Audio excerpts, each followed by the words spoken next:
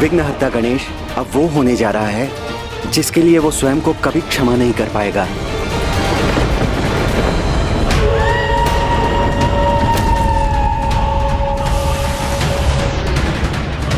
ये भस्म के कण एकत्र होकर मुझे इस गुफा की दिशा में क्यों खींचने का प्रयास कर रहे हैं? और ये तो वही गुफा है जिससे भोर में भी ध्वनि उत्पन्न हुई थी।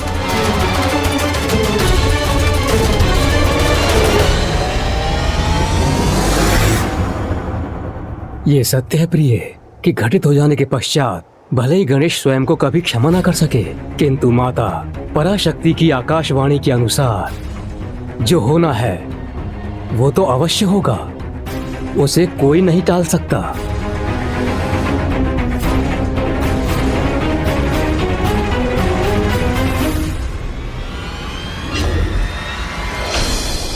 यहाँ तो कोई भी नहीं।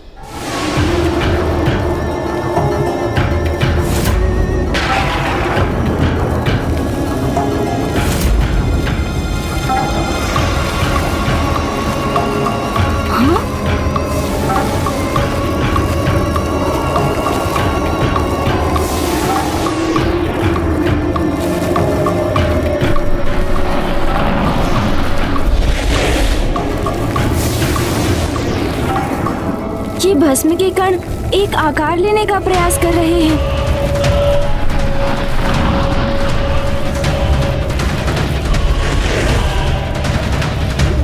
क्या है ये और मुझे यहाँ क्यों बुलाया है इसने?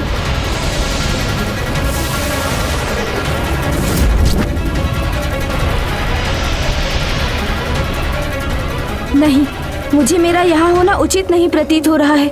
मुझे लौटना चाहिए यहाँ से। गौरीपुत्र, गौरीपुत्र।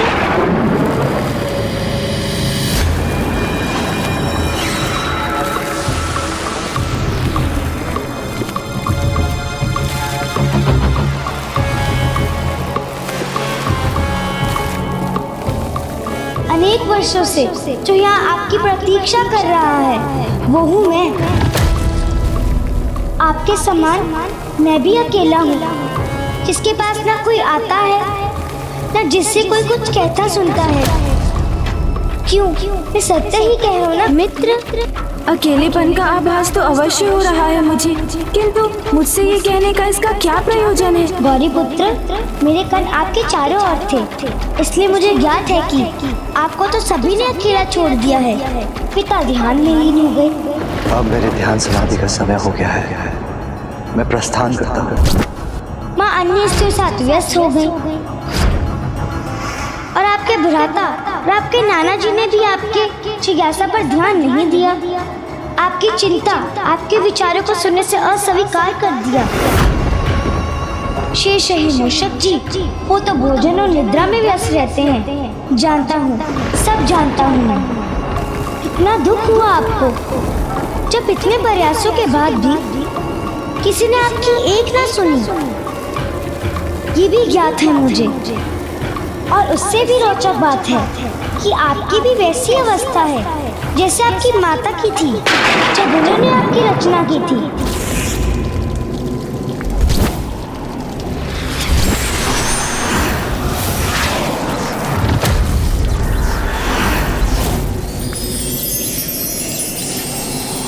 क्योंकि तब उन्होंने भी बहुत अकेलेपन का आभास हो रहा था। उस समय उन्होंने आपको ही उत्पन्न किया। तो अब आप मेरी रचना कीजिए, चिंता मत कीजिए। सब चलता है, सब चलता है। अधिक कहाँ कुछ करना है आपको। मैं स्वयं कोई आकार लेने में असमर्थ हूँ।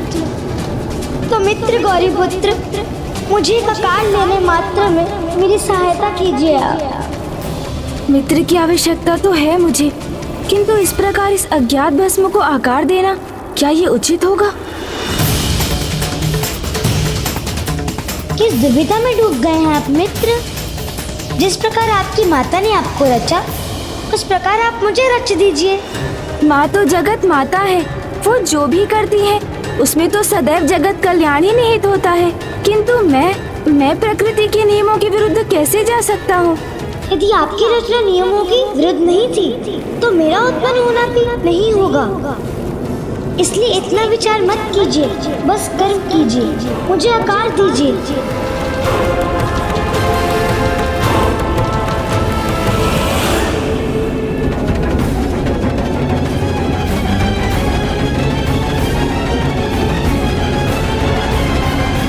स्वामी, ये तो जन्म लेने के पूर्व ही अपने कपट का परिचय दे रहा है। गौरी पुत्र प्रथम पूज्य गणेश को उनकी दुर्बलता का आभास दिलाकर उनके लाभ उठाने का प्रयास कर रहा है। और साथ ही वो सब चलता है कि भाव को भी आरंभ कर रहा है। ये सब चलता है का भाव संसार में अनेक समस्याओं को जन्म देता है और दुर्भाग्यवश ये संसार एक बहुत बड़े संकट का साक्षी बनेगा, वो भी स्वयं विघ्नहर्ता गणेश के हाथों।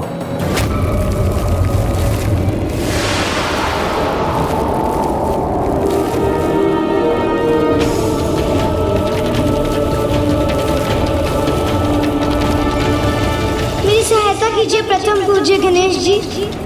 आपको मेरी आवश्यकता हो अथवा नहीं, किंतु मुझे आपकी सहायता की आवश्यकता है।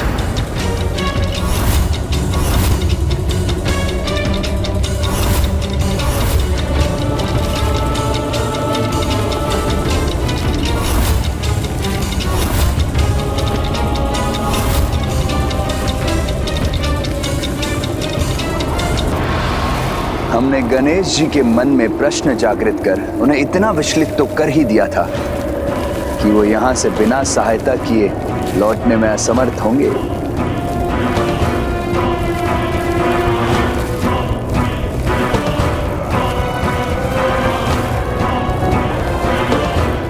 शीघ्र कीजिए गणेश जी, आपको जो भी करना है शीघ्र कीजिए।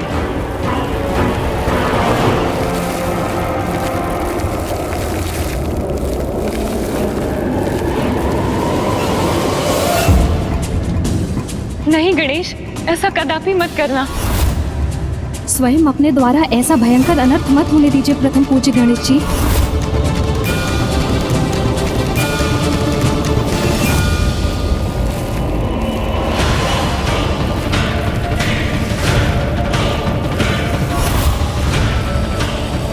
किसी की सहायता करने के लिए इतना विचार करने की क्या आवश्यकता है मित्र? किसी का सहायक बनने में तो सब चलता है, सब चलता है।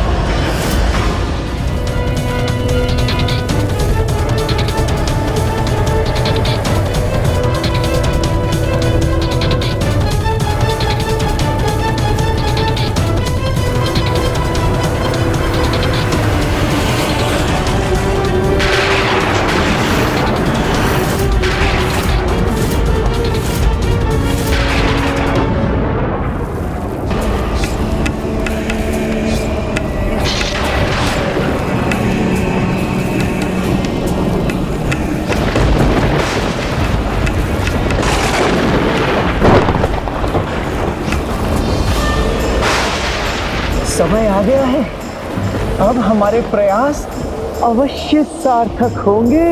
गणेश को हमने इतना अधीर कर दिया है कि उसके फल स्वरूप हमें हमारे महानायक का सानिध्य प्राप्त होने जा रहा है।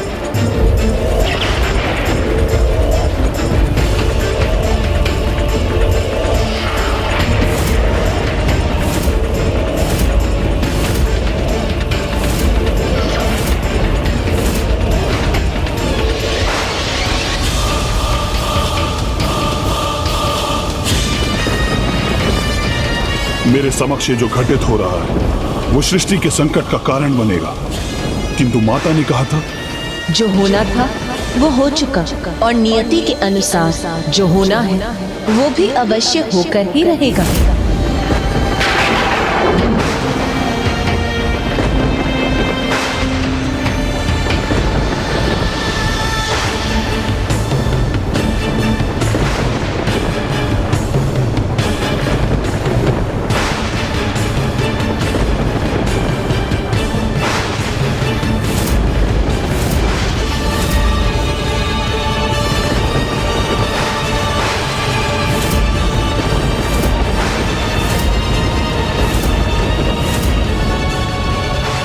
अभी तक मेरा कोई मित्र नहीं था, अब से ये मेरा मित्र होगा।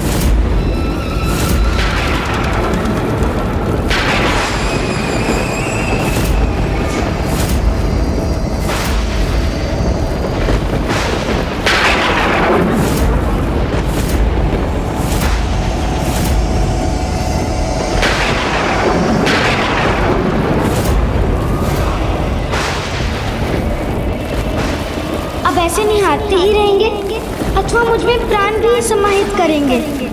आप मात्र मेरे मित्र नहीं, मेरे रचयिता हैं, मेरे जन्मदाता हैं। हे महान प्रथम पूज्य गणेश जी, तो प्रतीक्षा मत कीजिए, शीघ्र इस कार्य को संपन्न कीजिए।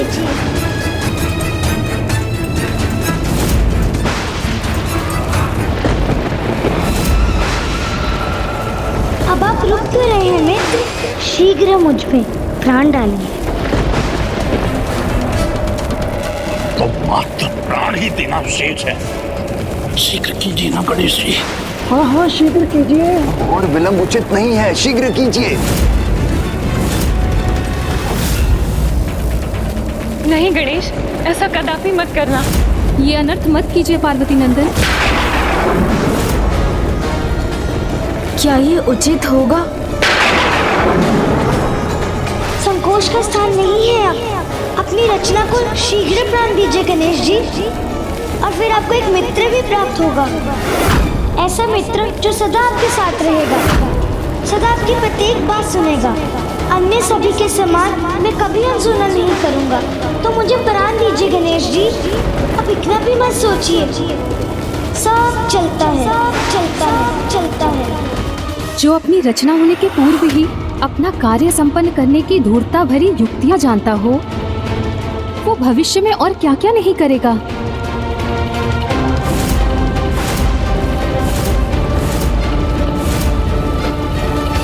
कैसी दुविधा में हूँ मैं, अब करूँ तो क्या करूँ? ऐसी अधूरी सहायता का क्या लाभ मित्र? मेरे जन्मदाता, मुझे आकार दिया, शरीर तो प्रदान कर दिया आपने, किंतु प्राणों के बिना क्या लाभ है शरीर का? उचित ही तो कह रहा है ये, आकार प्रदान किया और प्राण नहीं, तो फिर तो कुछ कहाँ प्रदान किया मैंने। इतना विचार मत करो मित्र।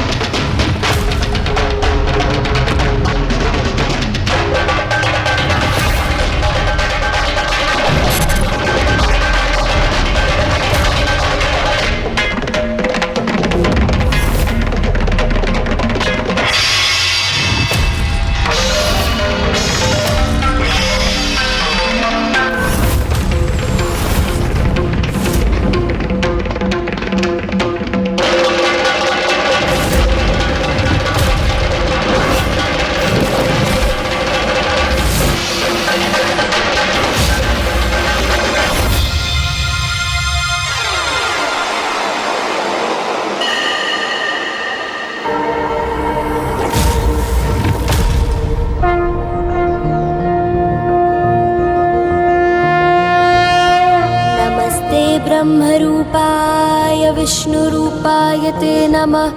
नमस्ते रुद्ररूपाय करिरूपाय ते नमः। विश्वरूप स्वरूपाय नमस्ते ब्रह्मचारिणे। भक्तप्रियाय देवाय नमस्तुभ्यं विनायक। ॐ सिद्धि बुद्धि सहिताय महागणपतये नमः।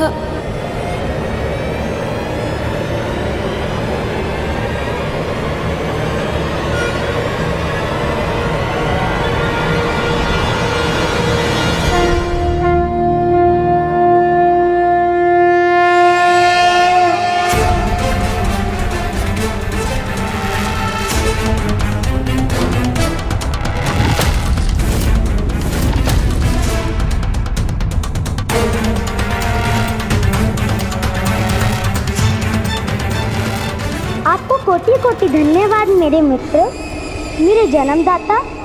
आपने मुझे शरीर दिया, प्राण दिए, तो अब एक नाम भी दे ही दीजिए। नाम? काम, क्रोध, मोह, मद और मात्सर्य जैसे विकारों को जो अपना गुण मानेगा, जो शास्त्रों से विपरीत चलेगा, जो धर्म के भी विरुद्ध होगा और जो सत्कर्मों से जिसे घृणा होगी, जो क्रूरता से आनंदित होगा, जिसके लिए अन्य जीवों को प्रताड़ित करना सब चलता है ही होगा, जो ऐसे पाप, कुकर्म और अत्याचार करेगा, जो सृष्टि की कल्पना से भी परे है, जो महाअधर्मी असुर, धर्म और सदाचार का अभिशाप बनेगा। भंड, भंड,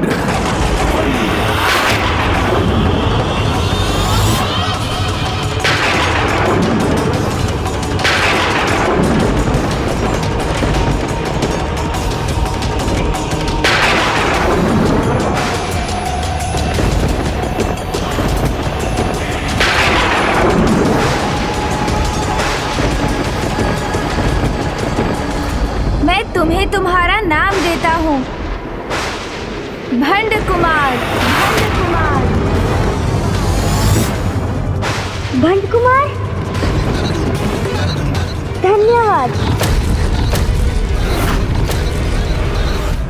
हमारे महानायक भंड कुमार।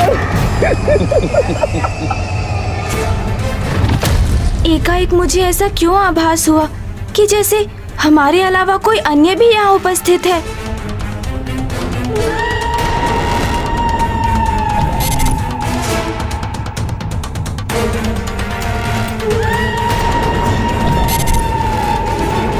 मैं तुम्हें तुम्हारा नाम देता हूँ, भंड कुमार, भंड कुमार,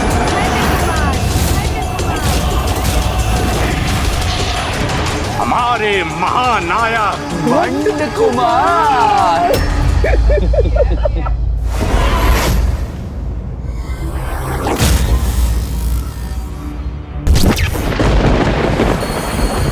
ये किसका स्वर था? कोई अन्य भी है क्या यहाँ? क्या तुम्हें भी कोई स्वर सुनाई दिया मित्र? किसी को देखा तुमने? नहीं मित्र, न मैंने कुछ सुना न मैंने कुछ देखा, और अभी आपके द्वारा यही तो उत्पन्न हुआ हूँ मैं। संसार के भिन्न स्वर और दृश्य मैं तभी पहचान सकूंगा जब उन्हें देखने और सुनने में आप मेरी सहायता करेंगे। नहीं, तुम्हारे शरीर की रचना कर तुम्हें प्राण भी दिए हैं मैंने, तो अब अन्य जीवों के समान स्वयं संसार को देख समझकर अपने अनुभवों के आधार पर अपने व्यक्तित्व का निर्माण करना होगा। गणेश जी की सहायता के बिना तो मैं एक सामान्य जीव बन के ही रह जाऊंगा। उनके सम्मान मुझे शक्तियाँ कैसे प्राप्त हो पाएंगी? नहीं मित्रों, कुछ समय तो आपको मेरे साथ चलना ही होगा। मुझे जीवन दिया है आपने, इसलिए मेरा मार्गदर्शन तो आपका ही उत्तरदायित्व है। आप मेरे कर्ता धर्ता हैं, मेरे ईश्वर हैं। नहीं, मैं तो तुम्हारा मित्र ही हूँ, इसीलिए मुझे मित्र ही पुकारो। एक मित्र का साथ पाने के लिए ही तो मैंने तुम्हारा सृजन किया, क्योंकि किसी के पास भी मुझसे बात कर मेरी जिज्ञासा शांत करने का समय ही नहीं था। मैं तो आपके प्रति एक बात सुनना चाहता हूँ, किंतु ज्ञात नहीं आप ही मेरा साथ क्यों ठुकरा रहे हैं। मित्र भी कहते हैं मुझे और मेरे साथ भी चलना नहीं चाहते हैं। चलिए ना, अपने सबोध मित्र के साथ चलकर मुझे संसार से इतना तो परिचय करा दीजिए जिससे मुझ में जीवन जीने का विश्वास जागृत हो सके।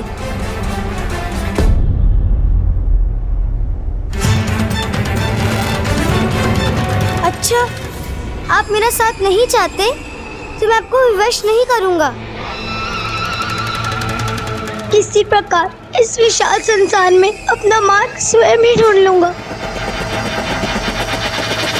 रुको,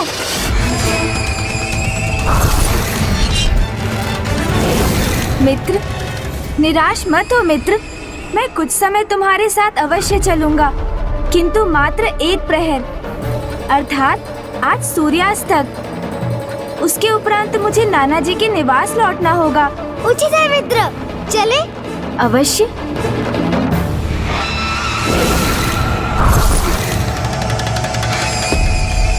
आपसे शरीर प्राप्त किया, फिर जीवन भी प्राप्त किया, किंतु अभी तो बहुत कुछ शेष है। सर्वशक्तिमान जो बनना है मुझे, इसलिए जब तक आपसे अनेकों शक्तियां नहीं प्राप्त करूंगा, आपसे विलग कैसे हो सकता हूँ।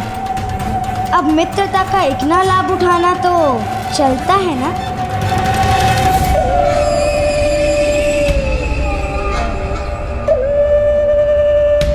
मैंने इसे अपने साथ ले जाना स्वीकार तो कर लिया है, फिर भी मेरे मन में यह कैसा संशय है इसके प्रति।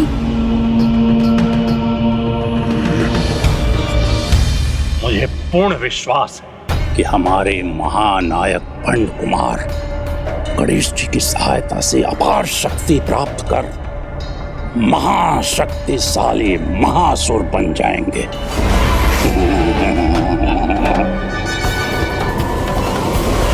सब कुछ ज्ञात होने पर भी कैसा अबोध होने का ढोंग कर रहा है कुटिल भंड कुमार। उन्हें मित्र पुकारकर प्रथम पूज्य गणेश की मित्रता के सरल भाव को जागृत कर अपना क्या प्रयोजन सिद्ध करने का प्रयास कर रहा है ये। देवी, पथभ्रष्ट संतान अधिक समय तक अपने माता पिता का अनुचित लाभ नहीं उठा सकती, क्योंकि एक समय ऐसा आता है जब स्वयं एक पिता भी अपनी भटकी हुई संतान की सहायता करने से अस्वीकार कर देता है, ताकि वो संतान भी अपने जीवन के कठिन अनुभवों से सीख प्राप्त कर उचित मार्ग पर लौट सके।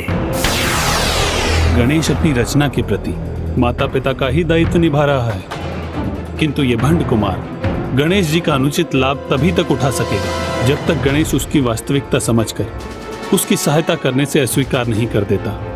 और स्वयं भगवान द्वारा ऐसा करने का एकमात्र परिणाम हो सकता है एक बहुत बड़ी सीख का सामना करना।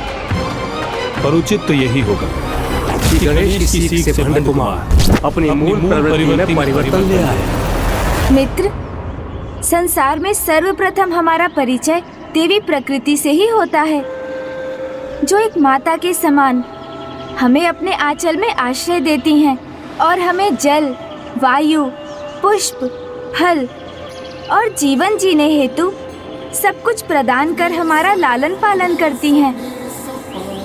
मित्र, और इतना सब कुछ करने पर भी हमसे कभी कुछ नहीं मांगती।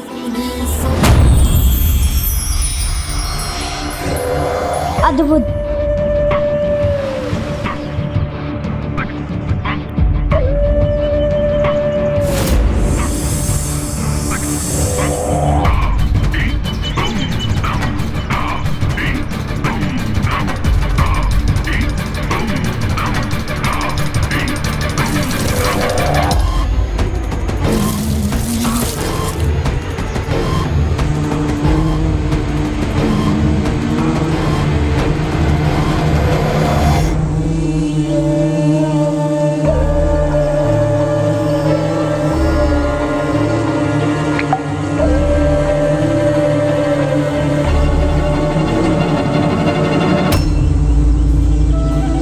देखा तुमने, तुम्हारे मुख में स्वतः प्रवेश करने वाली इस मधु की बूंद ने भी प्रमाणित कर दिया कि देवी प्रकृति बिना मांगे ही हमें सब कुछ प्रदान कर देती हैं और उनके इस आचरण से हमें जीवन के प्रथम धर्म निस्वार्थ भाव से देने की सीख प्राप्त होती है।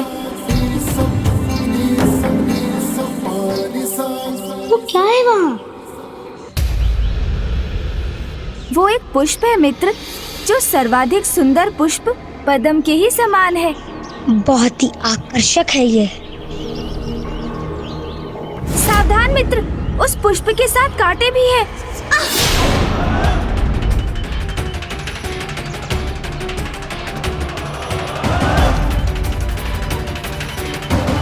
अद्भुत है ये कांटे। आकार में छोटे होने पर भी किसी को इतना बड़ा कष्ट देने में सक्षम है ये कांटे।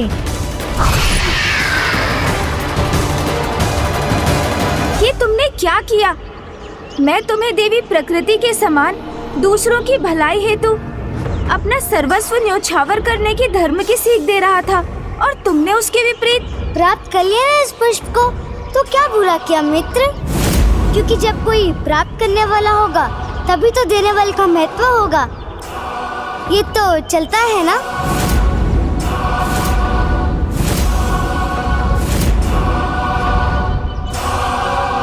कितने अबोध हो तुम। जिसे तुम प्राप्त करना समझ रहे हो वो छीनना है, जो सर्वथा अनुचित है, क्योंकि जो स्वेच्छा से दिया जाए उसे प्राप्त करने का अधिकार तो है हमें, छीनने का नहीं। एक पुष्प स्वेच्छा से अपनी सुगंध और सौंदर्य हमारे साथ बांटता है, जिनका आनंद हम अवश्य ले सकते हैं, किंतु उस पुष्प को पौधे से विलग करने का कोई अधिकार नहीं है हमें।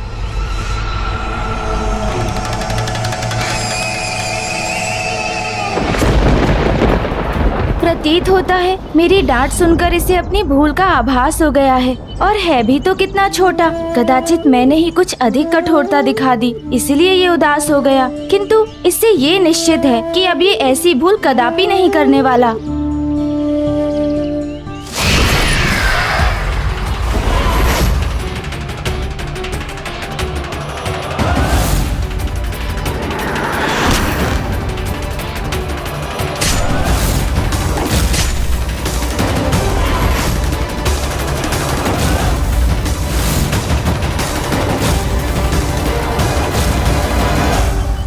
क्या किया तुमने?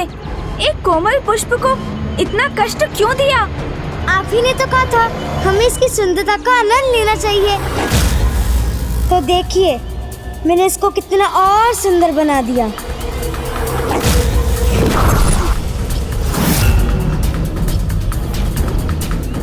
पुष्प को कांटों से छलनी कर उसकी सुंदरता में वृद्धि का आभास हो रहा है इसे।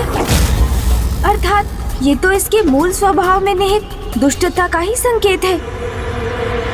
मित्र, मैं तुम्हें जो कुछ भी समझाने का प्रयास कर रहा हूँ तुम उसके विपरीत ही समझ रहे हो। ये आनंद नहीं, क्रूरता है, जो अच्छाई की नहीं दुष्टता का परिचय देती है।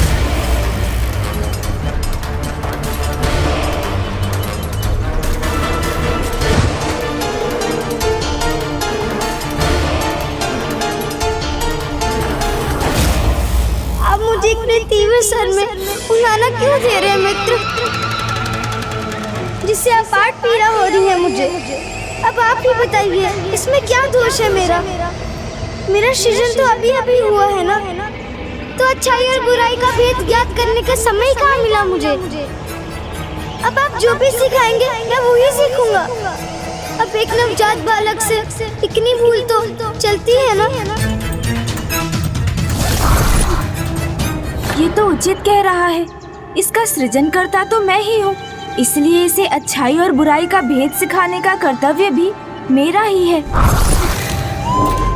मुझे इसके जीवन में सुपथ पर चलने का मार्गदर्शन करना होगा, अन्यथा अभी इसके स्वभाव की जो झलक मुझे दिखाई दी है ये तो उसे ही अपना व्यवहार बना लेगा, इसलिए मुझे इसे अच्छाई का ज्ञान देना अत्यंत आवश्यक है।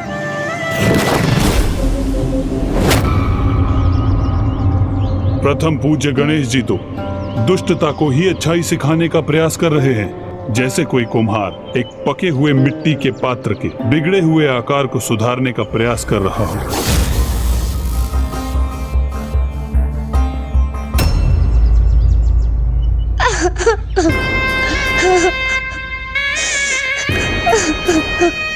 तुम चिंता मत करो मित्र, मैं तुम्हें अच्छाई और बुराई का भेद अवश्य सिखाऊंगा।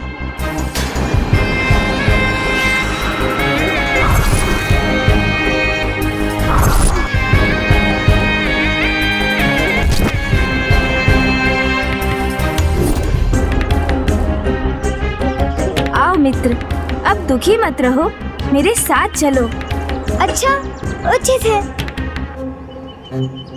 सर्वप्रथम अच्छाई को पहचान कर उसे अपने व्यक्तित्व और व्यवहार में आत्मसात करना सीखो। और मित्र, क्रूरता को पहचान कर उससे सदा दूर रहो, क्योंकि वो व्यक्ति के भीतर छिपी दुष्टता का ही प्रतीक है।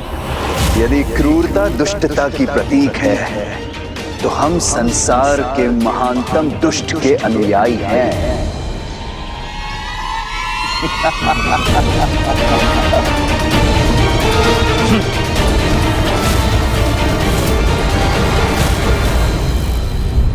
ये अचानक कहाँ अदृश्य हो गए ये दोनों?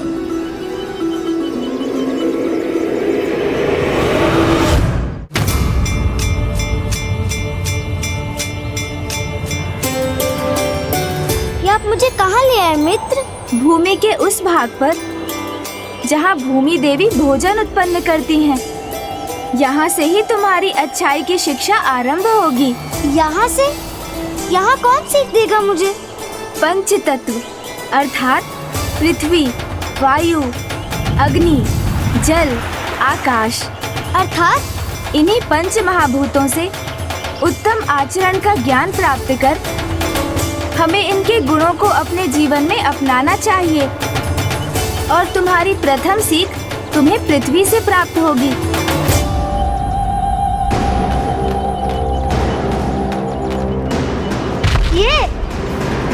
ये पृथ्वी, ये लाचार पृथ्वी वाला मुझे क्या सिखा सकती है?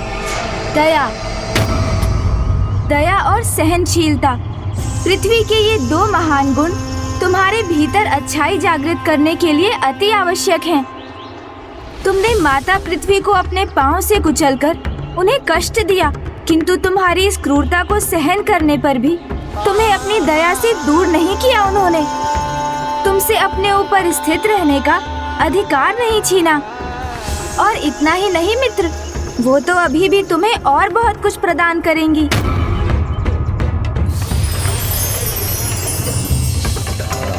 ये देखो मित्र, फसल अर्थात भोजन। माता पृथ्वी सदैव अपने धर्म का पालन करती हैं। हम उन्हें जो घाव देते हैं वो उन्हें स्वयं ही भर लेती हैं और अपने कष्ट की चिंता किए बिना निरंतर हमें भोजन प्रदान करती हैं, जो दया और सहनशीलता का उच्चतम उदाहरण है।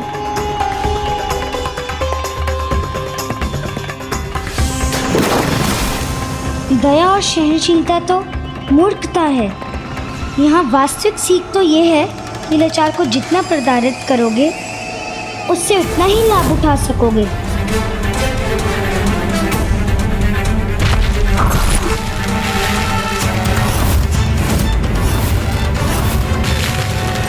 आओ मित्र, अब तुम्हारी अगली सीख के लिए हमें आगे जाना है। चले मित्र।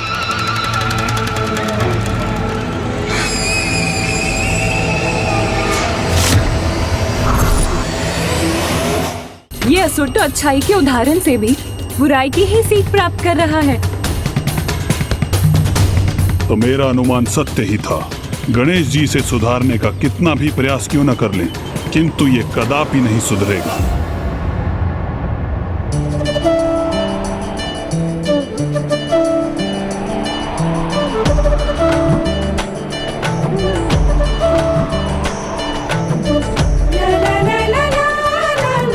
इस वायु प्रवाह का आभास करो मित्र। अपनी दूसरी सीख मुक्त पवन से प्राप्त करो मित्र, जिसका मुक्त प्रवाह सर्वत्र व्याप्त रहता है, जो किसी भी जीव जंतु, पौधे आदि में कोई भेदभाव नहीं करती। जीव छोटा हो अथवा बड़ा, समानता के भाव से सभी के जीवन को प्राण वायु प्रदान करती है। इसलिए पवन से हमें निष्पक्ष भाव से सभी की सहायता करने की सीख प्राप्त होती है।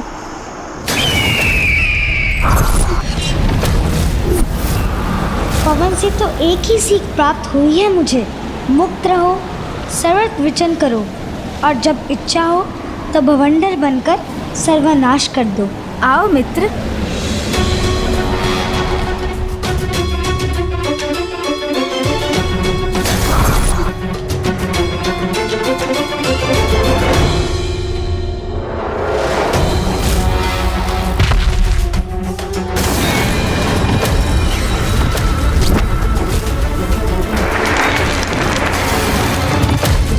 चलो मित्र, अब आगे प्रस्थान करते हैं।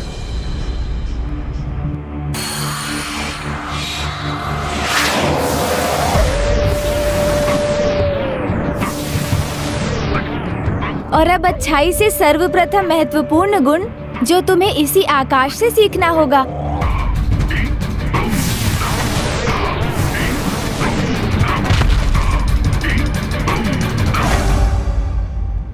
सर्वाधिक ऊंचाई पर स्थित आकाश की सीमा ही अनंत विस्तार तो हमारी आत्मा का भी प्रतीक है, क्योंकि आत्मा भी तो अनंत ही है। और जिस प्रकार आकाश में मेघों के छटने पर आकाश निर्मल हो जाता है, उसी प्रकार सांसारिक मोह बंधन रूपी मेघों के छटने पर आत्मा सर्वव्यापी परमात्मा से एकीकार हो सकती है। अर्थात आकाश से हमें ये सीख प्राप्त होती है कि ईश्वर की संपूर्ण रचना एक ही है।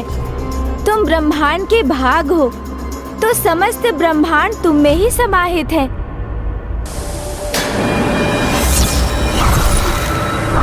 आकाश के अनंत विस्तार से यही सीख प्राप्त हुई है मुझे कि समस्त सृष्टि में एक ही राजा का अनंत साम्राज्य होना चाहिए और वो साम्राज्य मैं ही स्थापित करूंगा।